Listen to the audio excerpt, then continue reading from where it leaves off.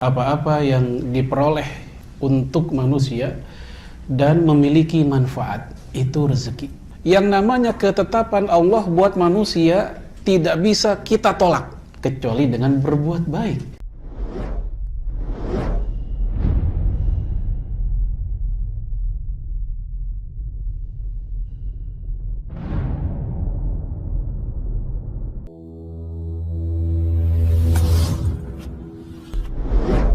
Bismillahirrahmanirrahim. Assalamualaikum warahmatullahi wabarakatuh. Innal hamdalillah hamdan katsiran thayyiban mubarakan fih kama yuhibbu rabbuna wa yarda. Asyhadu an la ilaha illallah wahdahu la syarika lah wa asyhadu anna Muhammadan abduhu wa rasuluhu la nabiyya ba'dah. Allahumma salli wa sallim ala nabiyyina wa qudwatina wa rasulina Muhammad wa ala alihi wa sahbihi ajma'in, amma ba'd. Jemaah sekalian, azanallahu wa iyyakum. Insyaallah pada kesempatan siang hari ini kita akan membahas mungkin sebagian sudah tahu temanya, yaitu min abwabir rizqi, di antara pintu-pintu rezeki. Di dalam kitab Lisanul Arab, Syekh Ibnu Manzur, ya, beliau mengatakan tentang rezeki, ma utiyan nas walahul manfaah. Apa-apa yang diperoleh kepada manusia, untuk manusia dan memiliki manfaat itu rezeki. Jadi definisi ini sangat singkat, namun kalau kita lihat ya sangat luas cakupannya. Apapun yang Allah kasih kepada kita dan punya manfaat itu rezeki. Sehingga hadirnya kita siang hari ini di majelis ini dan membawa manfaat, maka itu juga rezeki. Keberadaan kita di kantor ini dan membawa manfaat bagi banyak orang, maka kita menjadi rezeki bagi yang lainnya. Di rumah kita menanti anak-anak kita yang sehat, yang lucu, yang taat, yang soleh, yang cerdas, mereka rezeki bagi orang tuanya. Begitu pula di rumah kita menanti istri kita yang solehah, yang taat, yang tunduk, yang mau membantu suaminya untuk mengawal kehidupan di rumah tangga, maka ini juga rezeki bagi seorang suami. Bagi seorang istri, adanya suami yang bisa mendidik, menjadi imam dan juga setia kepadanya, itu juga rezeki. Di kantor ini kita berkawan dengan kawan-kawan kita yang saling mengisi kekurangan, menutupi kekurangan kita, dan seterusnya, itu juga rezeki, dan seterusnya, sangat banyak. Jadi definisi ini tidak seperti sebagian orang awam yang membatasinya sekedar deposito, tabungan, misalnya tanah, perhiasan, uang, kendaraan, rumah. Tidak demikian. Tapi apapun yang Allah kasih kepada kita itu adalah rezeki. Baik, ini yang pertama. Yang kedua, dari temanya min abwabir rizqi, di antara pintu-pintu rezeki. Jadi seakan-akan rezeki itu bisa nambah. Seakan-akan dengan upaya kita rezeki bisa kita tambah. Apakah benar seperti itu? Ataukah memang kita mesti pasrah menunggu takdir jatah yang sudah Allah tetapkan buat kita? Di dalam riwayat Imam Muslim dari Abdullah bin Mas'ud, beliau alaihi salatu wassalam bersabda, yursalu alaihil malak fayanfuhu fihi ruh wa yu'maru bikatbi arba'i kalimat. Jika seorang ibu hamil udah 4 bulan usianya, 120 hari, maka malaikat diutus kepada jabang bayi tersebut. Kemudian ditiupkan ruh kepadanya si bayi ini. Lalu malaikat ini diperintahkan untuk mencatat 4 hal buat dia, kita semua dahulu. Apa saja ke 4 hal itu? Yang pertama, Rasul mengatakan ajaluhu, ajalnya. Jadi kita semua, kapan mati kita sudah ada jadwal masing-masing. Adapun aktivitas kita di kantor, di jalan, di rumah, dan seterusnya, itu hakikatnya merupakan hari-hari sambil menanti kematian kita. Kalau bukan karena ibadah, mungkin kita nggak beda dengan hewan. Kemudian, yang kedua kata Rasulullah, wariskuhu, rezekinya. Rezeki kita menurut hadis ini pun juga sudah ada takarannya, kapan datangnya, bagaimana caranya. Yang ketiga kata Rasulullah, wa amaluhu, perbuatannya. Yang terakhir, yang keempat, wa sa'idun aw syakiyun, dan susah senangnya, bahagia dan melaratnya. 4 hal ini sudah ada grand design-nya dalam Lauh Mahfuz untuk kita semua. Nah, dari hadis ini, kalau ada orang yang memahami semata-mata menggunakan hadis ini tanpa mengkonfirmasinya, melengkapinya dengan hadis yang lain atau juga ayat Al-Quran yang setema, biasanya kita akan menganggap, ya sudah, kalau gitu manusia nggak usah ngapa-ngapain, karena rezeki udah ada yang ngatur. Kita lihat, nggak sedikit manusia mengatakan, ya rezeki sudah ada yang ngatur. Jadi kalimat ini bisa buat orang terpeleset hingga terjerumus dalam akidah Jabbariyah, yaitu kelompok fatalis yang tidak mau berusaha dengan alasan rezeki sudah ada yang ngatur. Saya sudah katakan tadi, kalau kita membaca satu hadis atau memahami satu hadis, kemudian langsung kita finalisasikan kesimpulannya, itu berbahaya. Kalau seandainya masih banyak hadis lain yang setema, yang bisa melengkapinya, ibarat puzzle, itu puzzle belum tuntas, semua potongan belum terkumpul, tetapi kita sudah berani menilai ini gambar X, padahal ini gambar belum utuh. Maka hadis tadi kita kombinasikan dengan yang lain. Yang pertama, Allah berfirman, yamhullahu may yasha wa yuthbitu indahu ummul kitab. Allah berkehendak menghapuskan apa yang sudah Dia tulis, dan Allah berkehendak mengeksekusi apa yang Dia tulis. Kita bayangkan kalimat itu. Allah berkehendak, Allah berkuasa menghapuskan apa yang sudah Dia tulis, dan Allah pun berkehendak menetapkan, mengeksekusikan apa yang sudah Dia tulis.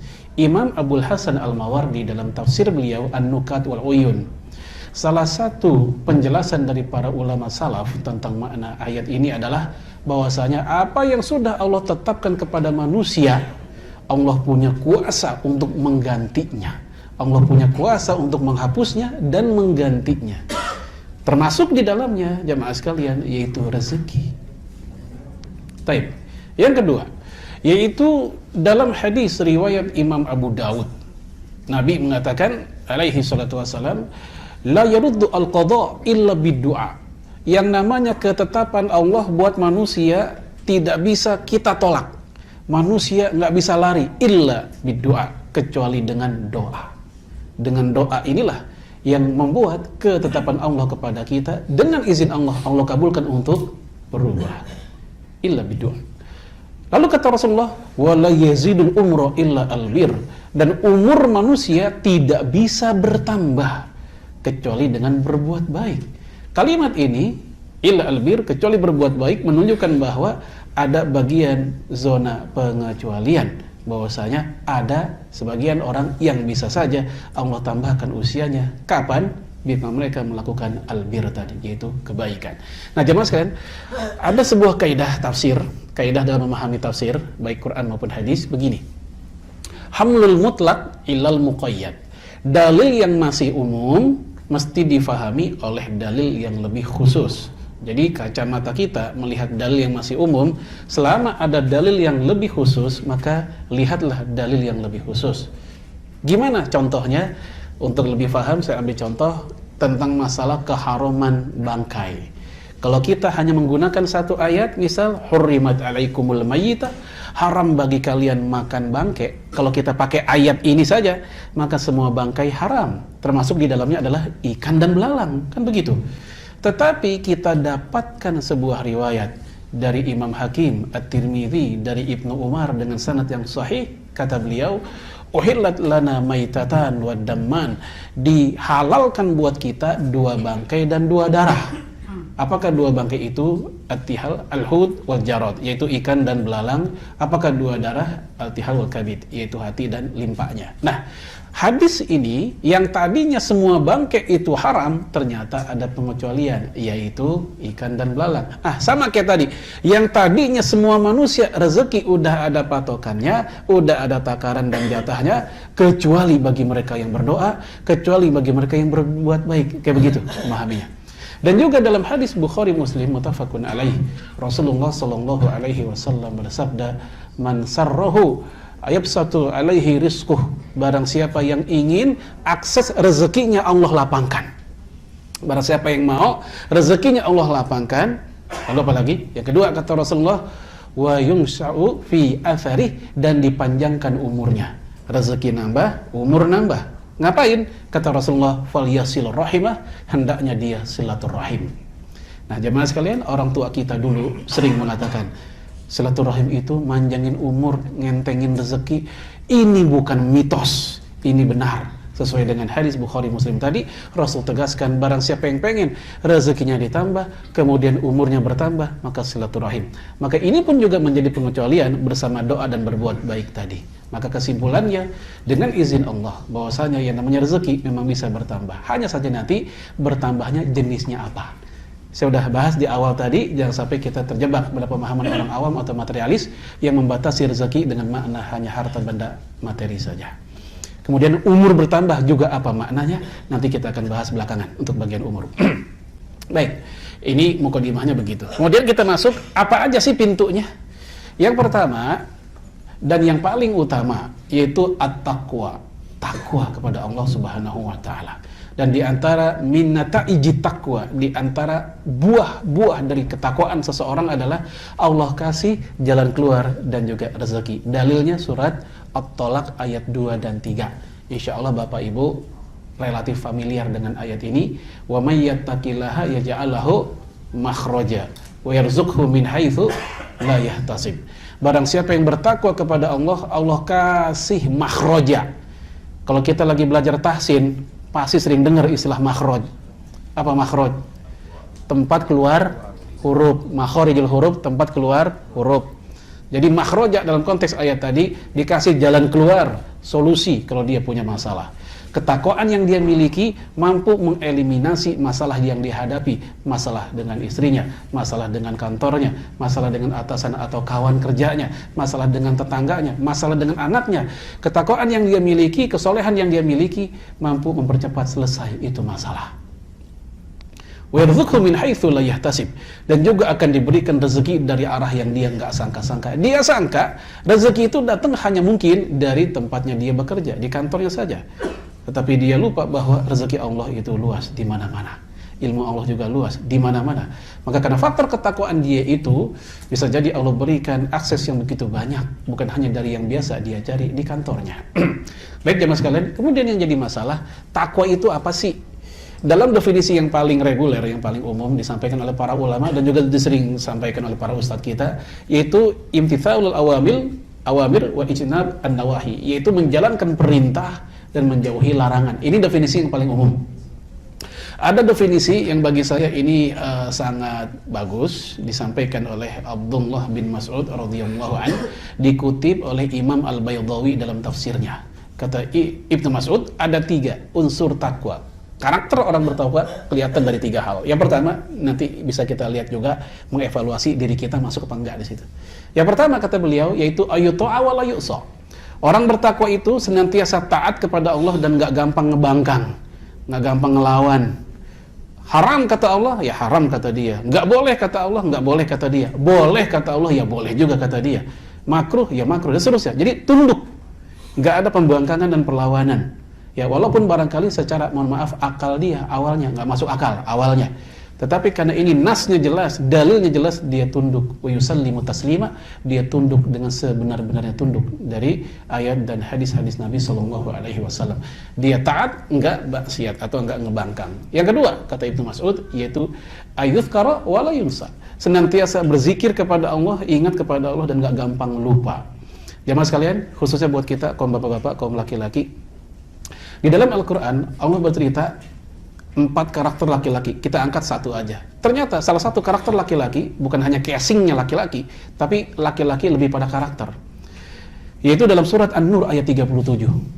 An-Nur ayat 37. Rijalun la tulhihim tijaratun wala bai'un an dzikrillah. Laki-laki itu adalah, kata Allah begitu, yaitu orang yang enggak gampang lupa dari mengingat Allah hanya gara-gara tijarah dan bai'. Tijarah itu perniagaan, baik jual beli. Apa bedanya? Kalau tijarah perniagaan dalam perjalanan, itu dijelaskan oleh Syekh Abdurrahman Al-Aq dalam tafsir Safwatul Bayan. Adapun kalau baik jual beli yang enggak dalam perjalanan, toko, warung gitu, itu baik di pasar, tapi dalam perjalanan tijarah. Nah, Laki-laki, dikatakan laki-laki kalau mereka nggak gampang lupa kepada Allah, alias tetap ingat kepada Allah walaupun sibuknya luar biasa. Di dalam salah satu manaqib kitab tentang akhlak para ulama salaf, di antaranya Umar bin Abdul Aziz, yaitu ketika beliau saban menerima tamu, kan dia khalifah, saban menerima tamu itu mulutnya senantiasa qomat kamit, berzikir, qomat kamit terus. Apa yang dia lakukan sebenarnya? Baca Quran sebenarnya. Dia qomat kamit terus, hingga akhirnya ada tamu yang setengah protes, dia bertanya, kenapa Anda kalau berbicara dengan tamu itu mulut qomat kamit terus? Saya ngobrol mulut qomat kamit, dia ngobrol mulut qomat kamit. Mungkin kalau kita ngalamin kayak gini kan kita mikir juga, nih orang kita diapain sih sama dia, kan gitu. Ya. Apa jawaban Umar bin Abdul Aziz radhiyallahu an? Kata beliau, tamu saya banyak, saya nggak ada waktu khusus buat baca Quran. Kalau nggak begini, kapan lagi saya baca Quran? Itu Umar bin Abdul Aziz. Kalau kita, ya kenapa nggak bisa kayak begini? Karena nggak hafal Quran, itu dia masalahnya. Ya kalau beliau kan bisa kayak gitu karena hafal Quran, sehingga dia bisa ya sambil baca, sambil dengan orang ngobrol dia juga bisa begitu. Taib. Nah jemaah sekalian, azanallahu yakum, juga lagi-lagi untuk kita kaum laki-laki, kita punya tantangan. Ya khususnya ketika kita pulang kerja, ya bertarung di jalan, capek, berat, keringetan, waduh luar biasa deh capeknya. Sampai rumah anggaplah jam 7, jam 8. Ya kita pulang dari sini jam 4, jam 5 lah, atau jam 5 lah. Ya 2 jam sampai rumah. Sampai rumah disambut oleh anak kita yang masih lucu-lucu dan kecil-kecil. Ya dia teriak-teriak, ayah pulang, abi pulang. Diambil tangan kita, dia ingatkan kita tentang janji-janji kita kepada dia. Katanya ingin beli ini, beli itu. Seger. Masalah kita di jalan, mungkin juga setengah masalah di kantor seolah selesai ketika melihat anak-anak kita yang lucu itu. Disambut juga oleh istri kita. Ketika lagi enak-enaknya seperti itu, kedengaran azan Isya. Terjadilah perang batin, sholatku atau keluargaku, sholat Isyaku atau keluargaku, perang batin. Dan mohon maaf, Bapak Ibu, khusus Bapak-Bapak, ya kita jujur aja, lebih sering mana yang kalah? Kita yang kalah, ya alias kita akhirnya ya tetap bersama keluarga, atau kita yang mampu mengalahkan itu, kita berjamaah Isya bersama kaum muslimin? Lebih sering yang mana, Pak? Kita kalah. Ini kita apa ya? Kita. Ya. Ya. Kenapa tadi saya katakan berat memang. Itu saat itu sedang diuji kita. Ya, jihad di sana. Ya ayyuhalladzina amanu malakum idza qila lakum unfiru fi sabilillahi thaqaltum ilal ard araditum bil hayati dunya minal akhirah fama mata'ul hayati dunya fil akhirah illa qalil. Wahai orang-orang beriman, kenapa kalian ketika disuruh berangkat bangkit untuk fi sabilillah, berangkat menuju masjid itu fi sabilillah, salat berjamaah tepat waktu itu fi sabilillah, Allah katakan thaqaltum ilal ard. Kok berat banget sih sama dunia? Berat banget sama bumi? Gitu. Apakah dunia begitu kuat di matamu sampai mengalahkan akhiratmu? Padahal kenikmatan dunia dibanding kenikmatan akhirat nggak seberapa. Baik jamaah, jadi di antara ciri orang bertakwa adalah yaitu senantiasa ingat kepada Allah, nggak gampang lupa. Dan tantangan kita untuk lupa kepada Allah juga sangat banyak. Yang ketiga kata Ibnu Mas'ud yaitu yushkara wala yukfar. Senantiasa orang bertakwa itu bersyukur kepada Allah dan tidak kufur nikmat. Imam Al-Ghazali, beliau merinci dalam kitab Al-Munqidh Minadh Dhalal, yang namanya syukur itu ada 3 tingkatan. Yang paling rendah, syukur yang paling rendah, asyukru bil lisan, bersyukur dengan mulut, dengan lisan. Kapan? Yaitu ketika mengucapkan alhamdulillah atau yang semisalnya, seperti hadza min fadli rabbi. Kenapa ini yang dianggap paling rendah, paling ringan? Karena hanya mengucapkan alhamdulillah, orang soleh dan orang jahat bisa melakukannya. Kita mendapatkan sesuatu, mengucapkan alhamdulillah, wajar. Tapi jangan lupa, orang jahat melakukan kejahatannya, kemudian ketahuan oleh orang dan dia ya selamat dari amukan massa. Apa yang dia ucapkan? Alhamdulillah juga. Koruptor ketok palu bebas misalnya, apa yang dia lakukan? Sujud syukur biasanya. Besok umroh langsung, kan gitu yang udah-udah. Banyak kayak begitu. Oleh karena itu, oleh Imam Al-Ghazali rahimahullah, kenapa ini ditaruh di paling pertama, paling awal alias paling rendah? Bukan berarti meremehkan ucapan alhamdulillah, bukan. Tetapi karena ucapan ini nampaknya begitu enteng dan ringan sehingga orang soleh dan orang jahat pun bisa melakukannya. Yang kedua, kata beliau, yaitu syukru bil qalb, yaitu bersyukur di hati, Gimana maksudnya? Tanamkan dalam dada kita sifat atau sikap qanaah. Dan Imam Syafi'i dalam salah satu syairnya mengatakan, "Idza kunta dza qalban qanu' fa anta wa malikud dunya sawa." Kalau kalian punya hati yang puas, punya hati yang qanaah, maka posisi kalian dengan para raja sama. Udah. Raja puas, kita pun puas. Bedanya mereka puas dengan keberadaan apapun yang mereka miliki, kita puas dengan kesederhanaan yang kita miliki. Ini bedanya. Tapi kesamaannya ada, sama-sama puas sehingga kita dan mereka hakikatnya sama posisinya. Dan jangan lupa, orang yang qanaah, kehidupannya dimanapun dia berada, bukan ancaman bagi tetangganya, bukan ancaman bagi saudaranya, bukan ancaman bagi teman kantornya. Karena orang yang qanaah akan hilang iri hati. Bagi dia, apa yang sudah dia miliki sudah cukup. Yang orang miliki memang itu hak mereka. Sehingga adanya dia di tengah kawan-kawannya bukan ancaman bagi mereka. Inilah yang Rasul katakan ketika Rasul ditanya oleh salah satu sahabatnya dalam hadis Imam An-Nasa'i, Tirmidzi dan yang lainnya cukup banyak. Ya Rasulullah, bagaimana caranya supaya Allah cinta sama saya, kemudian manusia juga cinta sama saya? Biasanya orang mikir begini, biarin dah manusia benci, yang penting Allah cinta, kan begitu. Yang kayak begini, ya kurang sempurna. Sempurnanya adalah dua-duanya cinta. Allah cinta, manusia juga cinta. Gimana caranya? Rasul berkata kepada si pemuda ini, izhad fid dunya yuhibbukallah, wazhad fima aidin nas yuhibbukan nas. Zuhudlah kamu terhadap dunia, niscaya Allah cinta kamu. Dan zuhudlah terhadap harta yang dimiliki oleh orang lain, niscaya orang lain cinta sama kamu. Karena sikap zuhud tersebut mengambil dunia sesuai apa yang kita butuhkan, dan kita puas atas hal itu, membuat orang lain dengan kehadiran kita tidak dianggap sebagai ancaman buat mereka. Baik jemaah sekalian, ini yang kedua. Lalu yang terakhir kata Al-Ghazali, tingkatan yang tertinggi dari syukur adalah asyukru bil amal, bersyukur dengan amal. Gimana maksudnya? Yaitu apa yang Allah kasih untuk kita, kembalikan lagi kepada kepentingan agama Allah, untuk fisabilillah. Fisik kita, ini rezeki, kita syukuri, kembalikan untuk fisabilillah. Besok ada acara, panitia butuh apa? Butuh gotong-gotong ini, saya punya fisik, saya punya tenaga, saya bantu. Walaupun saya nggak punya ide, saya nggak punya uang untuk membantu pendanaan, tapi saya punya tenaga, saya berikan fisabilillah. Itu diantara rasa syukurnya. Kenapa ini ditaruh paling tinggi? Kata Al-Ghazali, karena ini akan berperang dengan salah satu sifat dasar manusia, bakhil. Bakhil, perang di situ. Dek, kamu kan aktif di masjid ya? Iya. Remaja masjid, iya. Kapan ngadain acara santren kilat remaja? Insya Allah bulan depan Pak. Pakai mobil saya, kembalikan fisabilillah. Buat apa mobilnya? Itu serah. Buat ngambil konsumsinya ke, buat ngambil penceramahnya dan seterusnya. Pokoknya apa yang Allah kasih kepada kita, kita pakai lagi untuk kepentingan agama Allah. Kata Imam Al-Ghazali, ini rasa syukur yang tertinggi.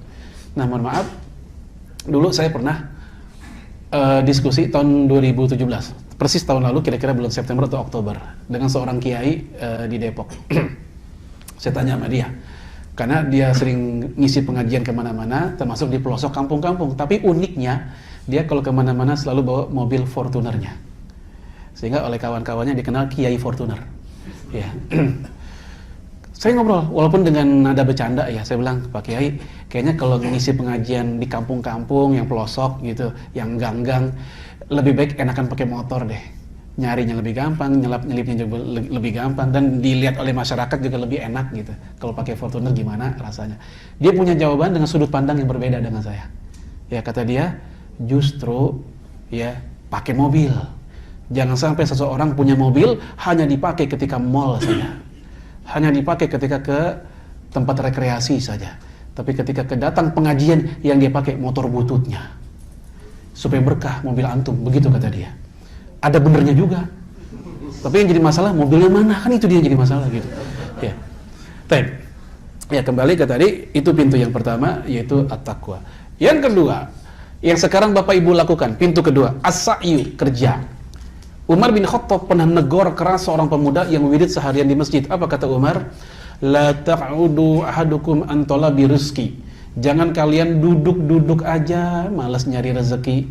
Waqal, dan kalian hanya bisa berdoa, Allahumma rzuqni, Allahumma rzuqni, Allahumma rzuqni. Ya Allah, kasih saya rezeki, kasih saya rezeki, kasih saya rezeki. Lalu kata Umar bin Khattab, ya wa'alimtum, padahal kalian kan tahu, innallaha la yanzilu minas sama dhahaban wa fiddah. Padahal kalian tahu, hujan dari langit nggak pernah yang namanya emas dan perak. Itu kata Umar. Maksudnya, jangan duduk aja, kerja. Jangan hanya doa saja minta rezeki, padahal kalian tahu hujan dari langit nggak pernah emas dan perak. Maka Umar pun memberikan gandum, beberapa bibit gandum untuk si pemuda ini bekerja. Kemudian jemaah sekalian, bukan hanya ucapan Umar, yang lebih utama adalah Al-Quran sendiri nyuruh kita kerja. Nanti silakan dicek At-Taubah ayat 105.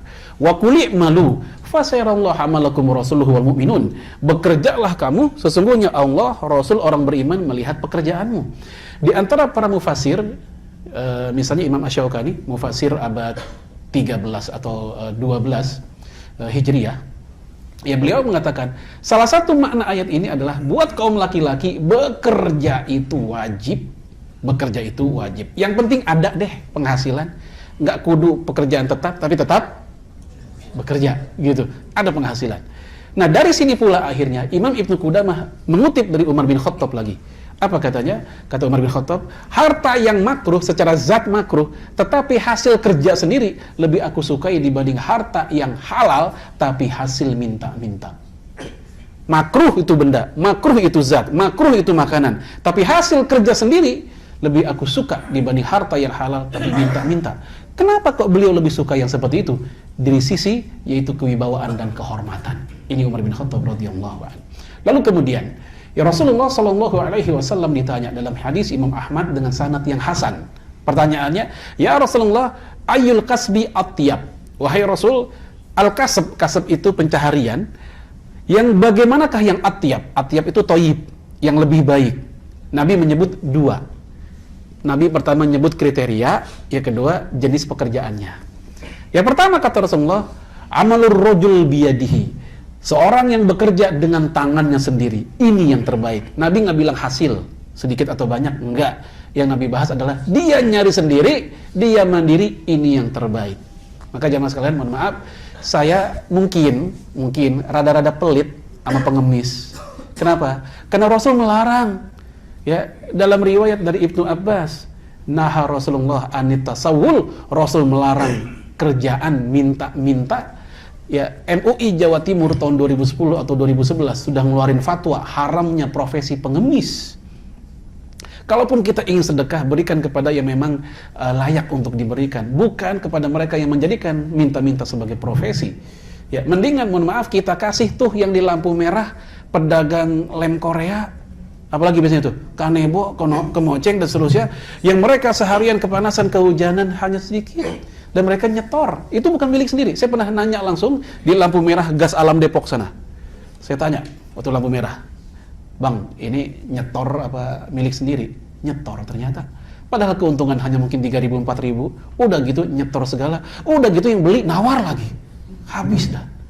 Sementara mereka yang pengemis hanya mengandalkan iba orang lain plus dibumbui dengan selawatan mereka, ya kita berikan itu kepada mereka, seharian mungkin dapat ratusan ribu, bahkan di antara pengemis ada yang punya CRV segala. Mendingan kita kasih yang seperti ini. Kata-kata Umar bin Khattab radhiyallahu anhu, yang kayak begini lebih aku suka. Dan Nabi mengatakan amalur rajul biyadihi, dengan tangannya sendiri. Dulu para kiai mengatakan, para ulama terdahulu mengatakan, harrik yadaka takul. Gerakan kedua tanganmu takul, niscaya kamu akan makan. Maksudnya, nggak ada orang kelaparan kalau dia mau bekerja. Nggak ada orang kehilangan rezeki kalau dia mau bekerja. Baik jemaah sekalian. Kemudian Rasulullah memberikan pengecualian. Ada 3 keadaan di mana minta-minta dibolehkan. Secara global, minta-minta nggak boleh. Tapi ada 3 keadaan minta-minta diizinkan. Dalam hadis Sahih Muslim dari Qabisah. Ya, Qabisah bercerita, Rasul mengizinkan minta-minta. Yang pertama, untuk orang yang punya tanggungan yang banyak, seperti orang yang nanggung panti asuhan, anak yatim, orang tua, dan seterusnya, dan susah untuk mengcover dengan hartanya sendiri. Buat orang kayak gini, silahkan dia bikin proposal untuk nyari donatur dan seterusnya. Rasulullah mengizinkan minta-minta buat mereka. Yang kedua, yaitu kepada mereka yang kena musibah, ludes rumahnya, kebakaran, ludes kiosnya, kebakaran, hilang pekerjaannya. Maka mereka boleh minta-minta sejauh sampai kembali recovery kehidupan ekonominya. Kalau sudah selesai, udah normal lagi, nggak boleh minta-minta lagi. Yang ketiga, yaitu kepada orang yang kemiskinannya, kefakirannya diakui oleh 3 tetangganya. Ya, Rasul mengatakan 3 saksi tetangganya mengakui bahwa dia ini orang miskin. Kalau di zaman kita, mirip seperti SKTM. Apa SKTM? Surat keterangan tidak mampu. Bedanya zaman Nabi nggak tertulis, sekarang tertulis begitu. Secara esensi sama. Ada kesaksian dari orang lain bahwa memang dia tidak mampu. Maka hanya 3 orang ini, kata Qabisah dari Rasulullah, yang boleh minta-minta. Selain itu, tidak boleh. Kemudian yang kedua, kata Rasulullah, pekerjaan yang thayyib tadi, Rasul mengatakan kullu bai'in mabrur, setiap jenis jual beli yang mabrur. Maka Bapak Ibu yang juga nyambi jadi pedagang di rumah, kalau itu mabrur, apa sih mabrur? Dalam konteks berdagang itu dua syaratnya. Pertama, barangnya halal, jasanya halal. Yang kedua, yaitu proses jual belinya juga halal, tidak ada goror, ketidakjelasan. Lu mau beli ikan gua nggak? Ikan apaan? Ikan hias. Di mana? Masih di kali sih. Masih di kali nggak mau? Ya, belum ketangkep, belum punya dia. Mau beli burung nggak? Bagus tuh, suaranya merdu banget. Di mana? Masih di pohon kelapa sih? Belum boleh. Ini dibahas dalam kitab Al-Mawsu'ah Al-Fiqhiyah Al-Kuwaitiyah. Membeli burung yang masih terbang goror kabir, goror besar, dan nggak boleh, dan ini haram gitu. Karena ada juga goror sogir, goror yang kecil. Untuk goror yang kecil itu masih dimaafkan dan dibolehkan dalam kitab Al-Mawsu'ah Al-Fiqhiyah Al-Kuwaitiyah. Contohnya apa goror kecil dalam kehidupan kita? Contohnya all you can eat. Ya, makan ngasih cuman 100.000 tapi bisa bebas makan apa aja. Kenapa ini masuk kategori goror? Ya karena nggak jelas beli apanya. Tapi kenapa dikatakan ini goror kecil? Karena ya sudah ada prediksi sebanyak sekuat apapun dia makan seperti apa sih gitu. Akhirnya tetap yang dimakan nggak seberapa juga. Ini all you can eat. Tapi ini contoh aja. Atau bebas dari ihtikar. Ihtikar apa? Menimbun. Dia tahu bensin mau naik, mau habis stoknya. Dia beli sebanyak-banyaknya, ditaruh di belakang rumah. Begitu pom bensin udah nggak ada, yang eceran sudah nggak ada, tinggal dia yang punya, dikeluarkan semuanya. Bikin harga segila-gilanya. Berapaan pas liter? 100.000. Kok mahal banget? Lu mau nyala nggak motor lo? Takut udah. Ya udah Pak, biarin daripada saya nggak kerja. Ya, ini ihtikar, jelas diharamkan dalam Islam. Atau unsur riba yang kuat dan seterusnya. Ini bebas dari ini semua, itulah kullu bai'in mabrur kata Rasulullah alaihi salatu wasallam, maka mereka ini yang terbaik. Baik, ini yang kedua, bekerja, ini pintu rezeki yang kedua. Yang ketiga, yaitu sama dalam surat At-Tolaq juga, ayat ketiga. Wa may yatawakkal 'alallah fa huwa hasbuh. Barang siapa yang bertawakal kepada Allah, Allah yang ngasih kecukupan. Bukan ulama, bukan bosnya, bukan orang tua dan warisannya, tapi Allah yang ngasih kecukupan kepada dia. Kalau dia bertawakal kepada Allah. Tawakal apa sih? Gimana gitu? Sederhananya gimana tawakal? Gini aja deh. Mirip seperti seorang anak sekolah besok mau ujian akhir nasional. Dia udah belajar, dia udah konsultasi, udah banyak nyobain soal, pun dia juga udah doa, dia juga udah tahajud segala, udah nangis kepada Allah, minta restu sama orang tuanya. Nah, di hari pertandingan, pertarungan pun dia ngerjain sudah sebaik-baiknya, nggak ada yang kotor supaya LJK-nya bisa diperiksa dengan baik di scannernya. Lalu dia pun pulang. Ketika dia pulang kan dia nggak tahu tuh nasib lembar jawaban kayak apa. Apakah keguyur kopi? Kan dia nggak tahu. Ya kan? Atau jangan-jangan lembar jawaban mohon maaf kesundut rokok oleh si pemeriksanya, dia nggak tahu itu. Maka itulah zona bertawakal kepada Allah, fahuwa hasbuh, Allah yang ngasih kecukupan kemenangan buat dia.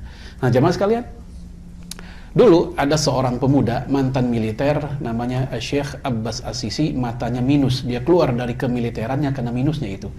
Ini sehingga saya pernah sampaikan kisahnya di masjid ini, di tempat ini beberapa bulan yang lalu. Ya, di negaranya mau ada perlombaan menembak tingkat nasional. Lalu gurunya, ustadznya mengatakan, kamu ikut perlombaan tersebut, kamu kan jago nembak dulu. Kata dia, Pak Ustadz, mata saya minus. Kalau mata minus, nembak, ya khawatir aja, ngekernya apa yang kena yang mana kan bahaya. Ya, lalu kata gurunya, justru karena mata kamu minus, kamu ikut. Karena khawatir kalau mata kamu normal dan terang benderang, kamu bertawakal kepada mata, bukan bertawakal kepada pencipta mata. Itu kata gurunya. Sebab memang biasanya orang dalam keadaan sehat, lagi sehat-sehatnya, lagi muda-mudanya, lagi cakep-cakepnya, lagi pinter-pinternya, dia lupa dengan Allahnya. Dia lebih mengandalkan kekuatan dirinya. Maka yang kayak begini, ketika bertawakal kepada dirinya, saya khawatir Allah pun tidak memberikan kemenangan kepadanya. Lalu apa yang terjadi kepada pemuda ini? Dia pun ikut dan dia pun menang juara nasional saat itu. Wa may tawakkal 'alallah fahuwa hasbuh. Baik, itu yang ketiga. Yang keempat, ini buat bujangan sebenarnya, tapi buat bapak-bapak yang udah punya istri boleh juga sekedar tahu gitu, ya wacana. Kalau mau dipraktekkan itu urusan pribadi. Ya. Apa Bapak Ibu? Nikah. Nikah itu pintu rezeki, bukan kata saya. Allah sendiri yang bilang dalam Al-Quran. Ya, wa ankihul ayyama minkum wa salihina min ibadikum wa imaikum iyakunu fuqara yughnihumullah min fadlih.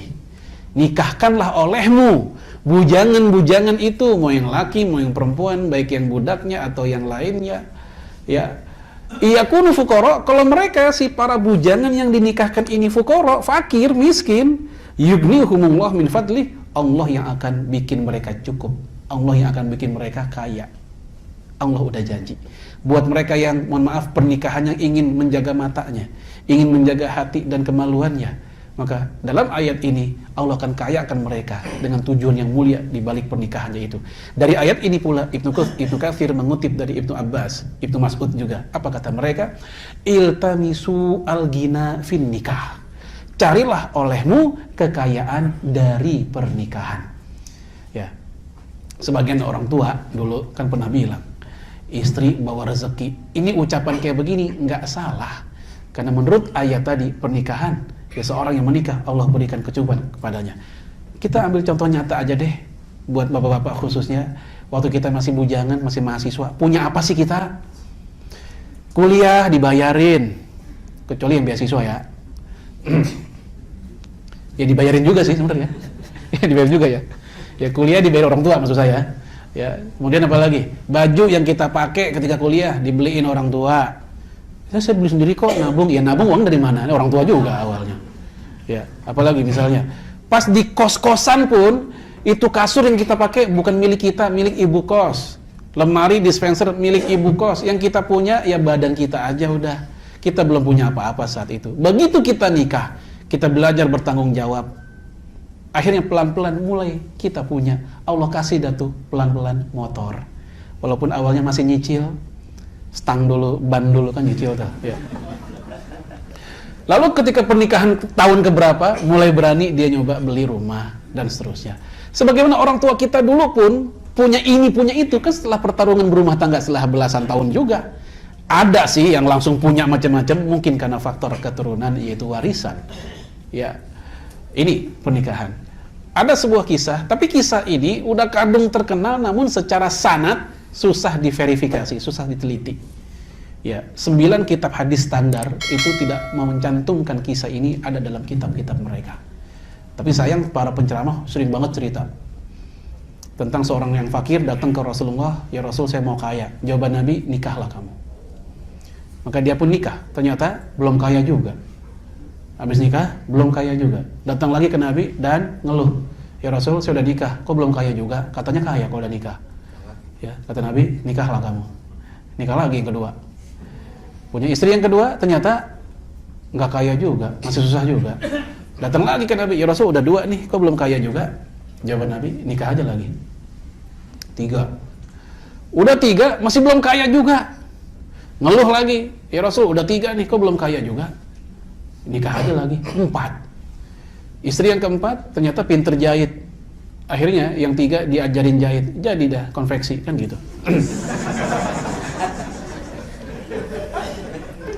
Tapi saya udah bilang tadi, kisah ini kalau bahasa ilmu hadis laisa lahu aslan. Nggak ada asalnya, nggak ada juntrungannya, orang Jakarta bilang mah. Ya, oleh karena itu karena nggak ada dasarnya, ini nggak kita jadikan dalil. Yang kita jadikan dalil adalah ayat tadi dan penjelasan dari Abdullah bin Mas'ud, iltamisu al-ghina fin nikah. Carilah olehmu kekayaan di balik pernikahan. Tadi saya katakan istri yang soleha yang membantu kesolehan suaminya itu juga rezeki. Suami yang soleh bagi istrinya juga rezeki. Anak kita pun juga rezeki dan seterusnya. Baik jemaah, itu yang ke berapa ya? 4 ya? Yang keempat.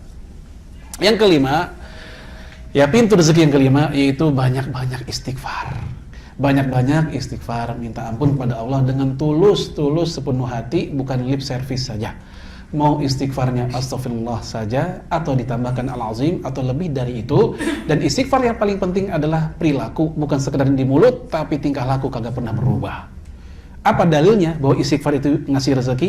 Imam Abu Nuaim dalam kitab Hilyatul Auliya, datang 3 orang pemuda, walaupun datangnya berganti-gantian. Yang pertama bertanya kepada Imam Hasan Al-Basri, ya saya nikah udah lama, kata tuh anak muda, tapi saya belum punya anak juga.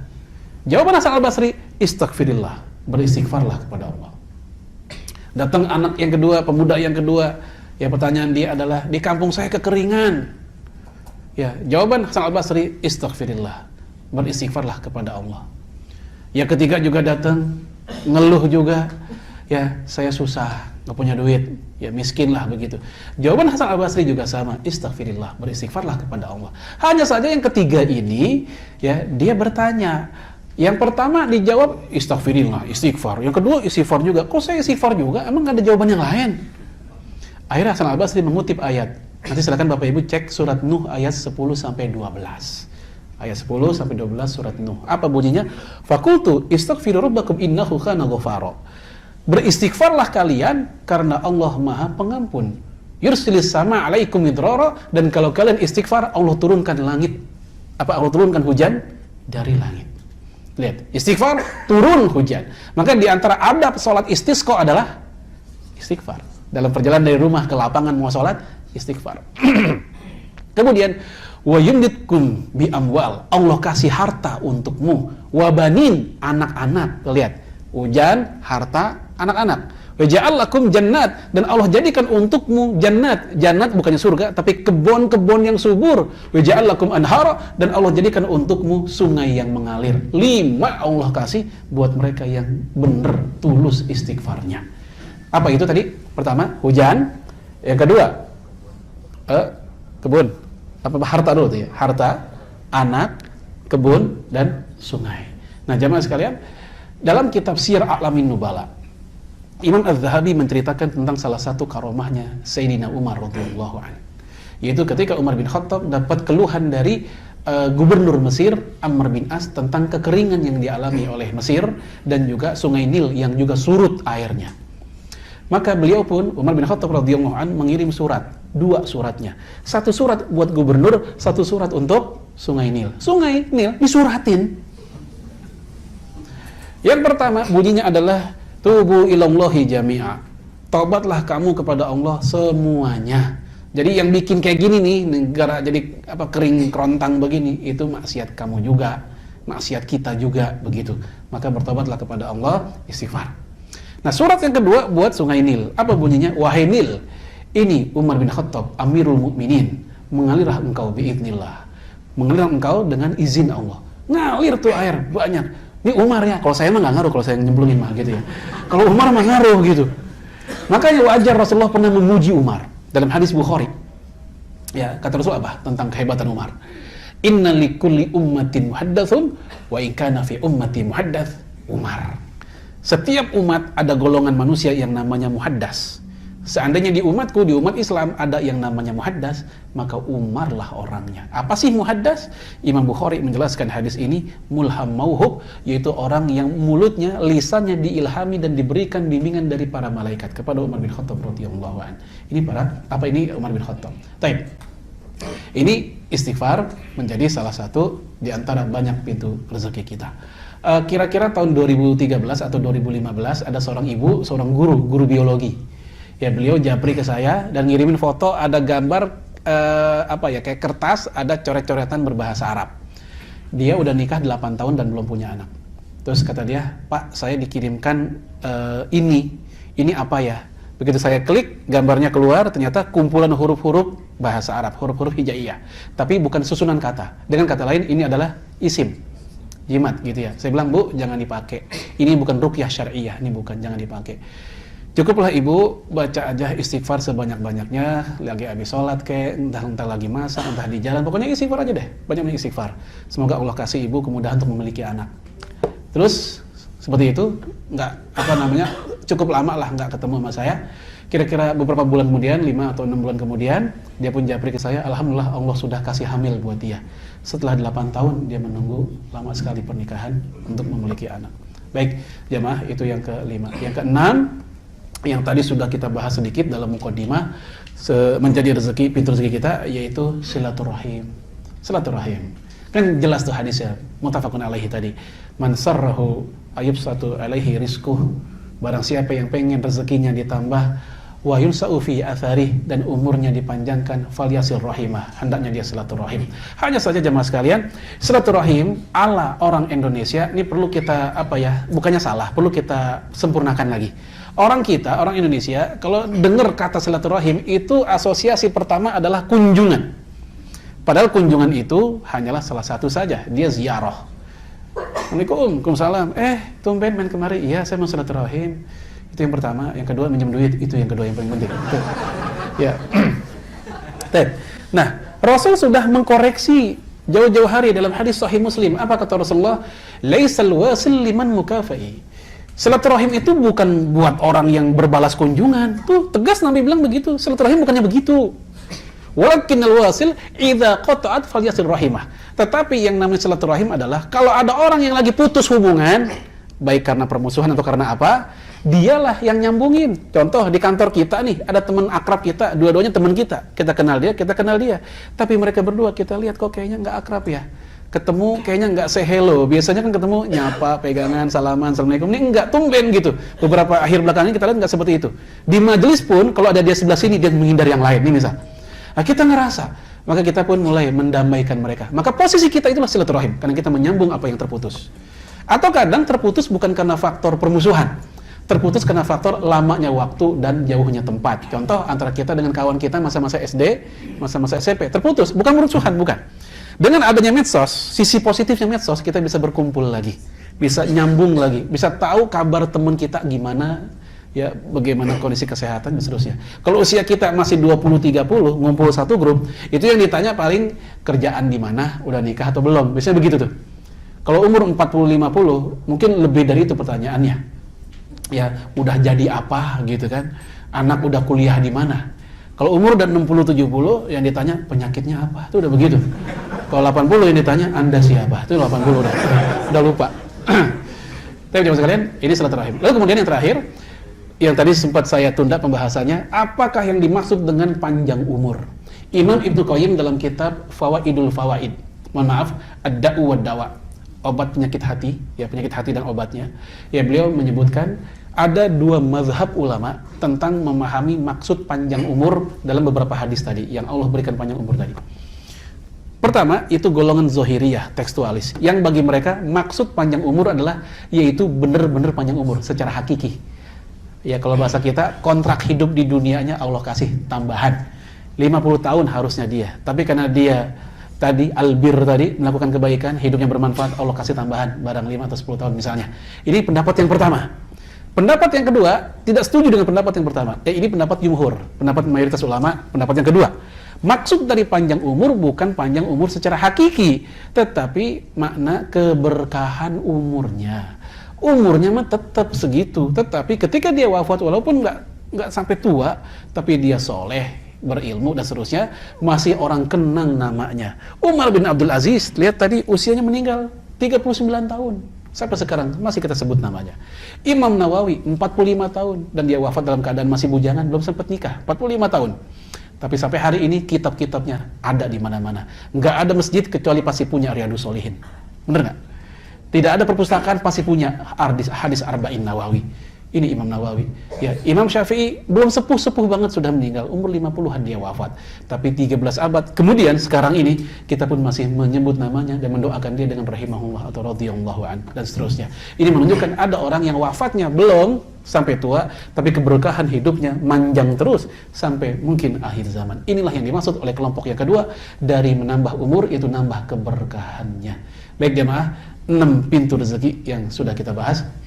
Ya mungkin kapan-kapan kita bahas pintu rezeki yang lainnya.